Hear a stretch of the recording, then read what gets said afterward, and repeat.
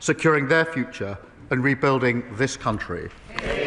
We come to the leader of the opposition, Kemi Bednall. በአንድ የታሪክ አጋጣሚ በግዛቷ ፀሐይ አትጠልቅም የተባለላት በፖለቲካ መረጋጋቷና በዲሞክራሲያዊ ጥንካሬዋ የምትታወቀው ታላቋ ብሪታንያ ዩናይትድ ኪንግደም በአሁኑ ወቅት ከዚህ ቀደም ታይቶ በማይታወቅ የፖለቲካ አለመረጋጋት ውስጥ ተዘፍቃለች። ባለፉት 10 ዓመታት ውስጥ ብቻ አገሪቱ 7 ጠቅላይ ሚኒስትሮችን ቀይራለች። ሰሞኑን የሌበር ፓርቲ መሪ የነበሩት ሰር ኬር ስታርመር ከስልጣን መውረዳቸውን ተከትሎ 7ኛ ጠቅላይ ሚኒስትሯን ልታይ ተቃርባለች። ለመሆኑ የብሪታንያ ፖለቲካ እንዲሁ ጥንቅጥ ውስጥ የገባው ለምንድን ነው? ሰላም ጤና ይስጥልን። የብርሃን ትንታኔያችን ዛሬ ይህንን ጉዳይ ይመለከታል። በገጻችን የሚወጡ ዜና፣ ልዩ መረጃዎች በሰዓቱ እንዲደርሷችሁ ዝግጅታችንን ለማግኘት ይህንን ገጽ ሰብስክራይብ፣ ላይክ፣ ሼር፣ ኮሜንት እንድታደርጉ እንዲሁም የማንቂያ ደወሉን እንድታበሩ በአክብሮት እንጋብዛለን። Chance to change the lives of millions of people for the better. የወቅታዊውን የብሪታንያ ፖለቲካ ውጥንቅጥ ለመረዳት የችግሩን መነሻ መመርመር ያስፈልጋል። አብዛኛዎቹ የፖለቲካ ተንታኞች እንደሚስማሙበት የዚህ ሁሉ ቀውስ መነሻ እንደ አውሮፓውያን አቆጣጠር በ2016 አገሪቱ ከአውሮፓ ህብረት ለመውጣት ያደረገችው ታሪካዊ ውሳኔ ወይም ብሬግዚት ነው። ያ ውሳኔ በአገሪቱ ፖለቲካ ላይ ዛሬ ለሚታየው ውጥንቅጥ ትልቅ ሰበብ ፈጥሯል ይባልለታል። የመጀመሪያው ሰለባም ዴቪድ ካሜሩን ነበሩ። አገሪቱ በህዝበ ውሳኔ ከአውሮፓ ህብረት እንድትወጣ መወሰኑን ተከትሎ ስልጣናቸውን መልቀቅ ግድ ሲሆንባቸው እሳቸውን በመተካት ወደ ጠቅላይ ሚኒስትሩን የመጡት ቴሬሳ ሜይ ናቸው። አገሪቱን ከአውሮፓ ህብረት ለማስወጣት የሚያስችለውን ስምምነት በፓርላማ ማጽደቅ ባለመቻላቸው በገዛ ፓርቲያቸው ግፊት ስልጣን ለመልቀቅ ተገደዱ እንጂ በ2019 ብሬግዚትን በድል አድራጊነት ፈጽማለሁ ብለው የመጡትና በህዝብ ዘንድ ተወዳጅ የነበሩት ቦሪስ ጆንሰንም ቢሆኑ በኮቪድ-19 ወረርሽኝ ወቅት ህግን ጥሰው ባደረጓቸው የድግስ ግብዣዎች እና በተከታታይ የቅሌት ዜናዎች ሳቢያ ስልጣናቸውን እንዲለቁ ተደርገዋል። የብሪታንያ ፖለቲካ ዙሪት ግን በዚህ አላበቃም። የቦሪስ ጆንሰንን መንበር የተረከቡት ሊዝ ትረስ በታሪክ በአጭር ጊዜ ውስጥ ለ49 ቀናት ብቻ ከመሩ በኋላ ክፉ ስም አትርፈዋል።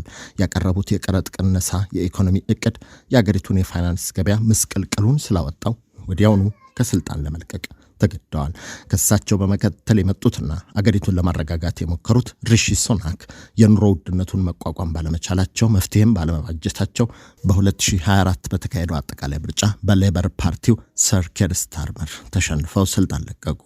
ነገር ግን የለውጥ ተስፋ ሰንቆ የመጣው የኬር ስታርመር የሌበር ፓርቲ መንግስትም ከ2 ዓመታት ባነሰ ጊዜ ውስጥ በገዛ ምክር ቤት አባላቱ ግፊት ስታርመር ከስልጣን እንዲወገዱ አድርጓል። ይህም ብሪታንያን በ10 ዓመት ውስጥ ለ7ኛ ጊዜ ወደ አዲስ መሪ እንድትሻገር አድርጓታል። ለመሆኑ የብሪታንያ መሪዎች እንደ ቅጠል የሚረግፉት ለምንድን ነው? የብሪታንያ ፖለቲካ ስርዓት እንደ አሜሪካ አይደለም። ህዝቡ ጠቅላይ ሚኒስትሩን በቀጥታ አይመርጥም። ይልቁንም በፓርላማ ውስጥ አብላጫ ወንበር ያሸነፈው ፓርቲ መሪውን በቀጥታ ጠቅላይ ሚኒስትር አድርጎ ይሾማል። ይህ ማለት አንድ ፓርቲ መሪውን በውስጣዊ ምርጫ በለወጠ ቁጥር አጠቃላይ ሀገራዊ ምርጫ ባይካሄድም አገሪቱ አዲስ ጠቅላይ ሚኒስትር ታገኛለች ማለት ነው።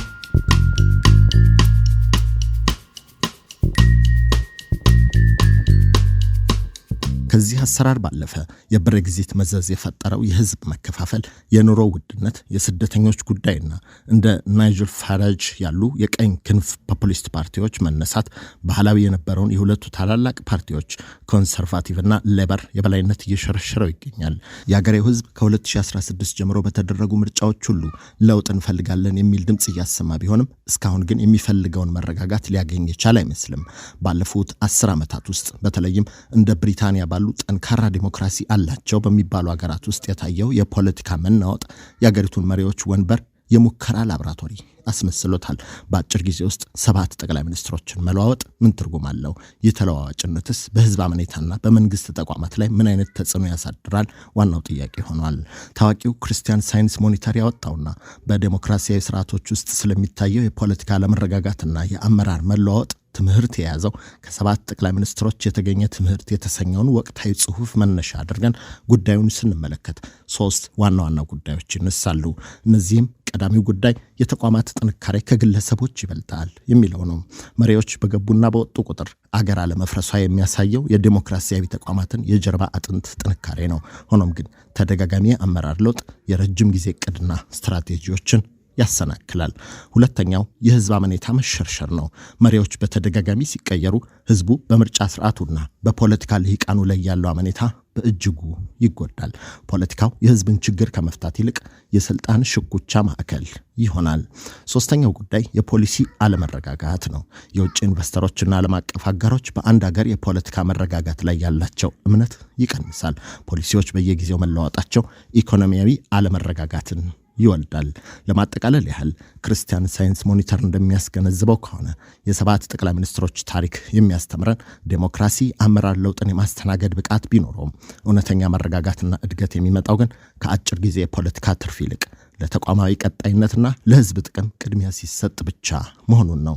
ቀጣዩ የእንግሊዝ ጠቅላይ ሚኒስትር ወደ ስልጣን መምጣትን ተከትሎ የሚጠበቁበት ዋና ዋና የፖሊሲ ለውጦችና ተግዳሮቶች ይሆናሉ። ቀጣዩ መሪ ወደ ዳውኒንግ ስትሪት ሲያመራ ከፊቱ የሚጠብቀው ትልቁ የቤት ስራ የህዝቡን አመኔታ መመለስ ነው ማለት ነው። ተደጋጋሚ የአመራር ለውጦች በህዝቡና በምርጫ ስርዓቱ ላይ የፈጠሩትን መሸርሸር ለመጠገን አዲሱ ጠቅላይ ሚኒስትር የረጅም ጊዜ ስትራቴጂዎችና በተቋማዊ ቀጣይነት ላይ ማተኮር ይኖርበታል። Does he ever look in the mirror and ask himself, is the real problem staring him in the face? የኑሮ ውድነትን በተመለከተ የዋጋ ግሽበትን መቆጣጠርና የዜጎችን የመግዛት አቅም ማሳደግ ቀዳሚው የጠቅላይ ሚኒስትሩ አጀንዳ ይሆናል። የህዝብ አገልግሎት በተመለከተ ደግሞ በተለይ ብሔራዊ የጤና አገልግሎት ስርዓትን ማሻሻልና በቂ በጀት መመደብ ከአዲሱ መሪ የሚጠበቅ ትልቅ ኃላፊነት ነው። የእንግሊዝ የፖለቲካ አለመረጋጋት በውጭ ኢንቨስተሮችና ዓለም አቀፍ አጋሮች ላይ የፈጠረውን የጥርጣሬ መንፈስ ለማስወገድም አዲሱ ጠቅላይ ሚኒስትር ግልጽና ወጥ የሆነ የውጭ ፖሊሲ መከተል ይጠበቅባቸዋል። የአውሮፓ ህብረት በኩል ከብሬግዚት በኋላ ከአውሮፓ ጎረቤቶች ጋር ያለውን የንግድና የደህንነት ትብብር እንደገና ማደስና ማጠንከር የአዲሱ ጠቅላይ ሚኒስትር ኃላፊነት ይሆናል። ዓለም አቀፍ ቀውሶችን በተመለከተም በዩክሬንና በመካከለኛው ምስራቅ ባሉ ወቅታዊ ቀውሶች ላይ የብሪታንያን ቀጣይነት ያለው አቋም ማሳየትና ዲፕሎማሲያዊ ሚናን ማጎልበትም የአዲሱ ጠቅላይ ሚኒስትር ሌላው ከባድ ኃላፊነት ነው። የፖሊሲዎች በየጊዜው መለዋወጥ ኢኮኖሚያዊ አለመረጋጋትን እንደሚወልድ ባለፉት ዓመታት የታየ ተሞክሮ ነው። ስለዚህም አዲሱ መሪ የረጅም ጊዜ እቅዶች እና ስትራቴጂዎችን በማስቀመጥ የውጭ ቀጥታ ኢንቨስትመንትን ለመሳብና የሎንዶንን የፋይናንስ ማዕከልነት ለማስጠበቅ መስራት ይጠበቅበታል። ቀጣዩ የእንግሊዝ ጠቅላይ ሚኒስትር ጉዞ የስልጣን ሽኩቻን የማስወገድና ለአጭር ጊዜ የፖለቲካ ትርፍ ከመሮጥ ይልቅ ለተቋማዊ ቀጣይነትና ለህዝብ ጥቅም ቅድሚያ የመስጠት ከባድ ፈተና ይጋረጥበታል። ይህ አዲስ መሪ ብሪታንያን ወደ ፖለቲካዊና ኢኮኖሚያዊ መረጋጋት መስመር ይመልሳት እንደሆነ ወደፊት እናየዋለን። ይህ ሁሉ የቤት ስራ ቀጣዩ ጠቅላይ ሚኒስትር ይሆናሉ ተብለው በሚጠበቁት ኪንግ ኦፍ ዘ ኖርዝ በሚል ቅጽል ስም የሚጠሩት አንዲ በርንሃም ላይ ይወደቀ ይመስላል። በሎንዶን ማዕከላዊ መንግስትና በሰሜናዊቷ እንግሊዝ ከተሞች መካከል ያለውን የልማትና የኢኮኖሚ ልዩነት በጽኑ የሚተቹት አንዲ በርንሃም በተለይም በኮቪድ-19 ወረርሽኝ ወቅት ከሎንዶን መንግስት ጋር ለቀጠናው ህዝብ የገንዘብ ድጋፍ ለማስከበር ያደረጉት ጠንካራ ትግል በብሪታንያ ፖለቲካ ውስጥ የክልላዊ ኃይል መሪ ተምሳሌት አድርጓቸዋል። በማንቸስተር ከተማ በከንቲባነት ዘመናቸው በርካታ ተጨባጭ ለውጦችን ያመጡት አንዲ በርንሃም አሁን ወደ ዳውኒንግ ስትሪት እያመሩ ይመስላል። እሳቸው በማንቸስተር ከተማ ከንቲባነት ካሳዩቸው ትልልቅ ማሻሻያዎች መካከል የለንዶንን አይነት የተቀናጀና ርካሽ የህዝብ ትራንስፖርት ስርዓት ዘቢ ባስ በሚል ስም በማንቸስተር ተግባር አሳይተዋል። ቤት አልባነትን በመዋጋት ረገድም በከተማ የሚታየውን የጎዳና ተዳዳሪነት ችግር ለመቅረፍ የራሳቸውን ደሞዝ ጭምር በመለገስ ልዩ ፈንድ በማቋቋም የሚደነቅ ስራ ሰርተዋል። በርንሃም ከማዕከላዊው የፖለቲካ አመራር በተለየ መልኩ ከቀጥታ ህዝብ ጋር የመገናኘትና የመደመጥ ከፍተኛ ብቃት እንዳላቸው ይነገራል። ይህም ብዙዎች ወደፊት የሌበር ፓርቲን በመምራት እስከ ጠቅላይ ሚኒስትርነት ደረጃ ሊደርስ የሚችል ትልቅ አቅም እንዳላቸው እንዲገምቱ ሲያደርጋቸው ቆይቷል። ለማጠቃለል ያህል አንዲ በርንሃም የሚያስተምሩን ፖለቲካዊ ተጽዕኖ የሚያመጣው ሁልጊዜ በዋና ከተማ ሎንዶን ታላላቅ ወንበሮች ላይ በመቀመጥ ብቻ ሳይሆን ከህዝብ ጋር ቀጥተኛ ትስስር በመፍጠርና በተግባር ለውጥ በማምጣት መሆኑን ነው ይላሉ የፖለቲካ ተንታኞች። እውነት አንዲ በርንሃም እንደታሰበላቸው እንደተገመቱት በማንቸስተር ከተማ እንዳሳዩት ለውጥ እንግሊዝን ይቀጥሏት ይሆን? ምናየው ይሆናል። የተከበራችሁ አድማጮቻችን ከብርሃን ትንታኔ የዛሬ ትንታኔያችን በዚሁ አብቅቷል። ሳምንት በሌላ ትንታኔ እንገናኛለን። የዕለት ዝግጅትና ፕሮግራሞቻችን በሰዓት እንዲደርሷችሁ ገጻችንን ሰብስክራይብ፣ ላይክ፣ ሼር፣ ኮሜንት እንድታደርጉ እንዲሁም የማንቂያ ደወሉን እንድታበሩ በአክብሮት እንጋብዛለን። ጤና ይስጥልን።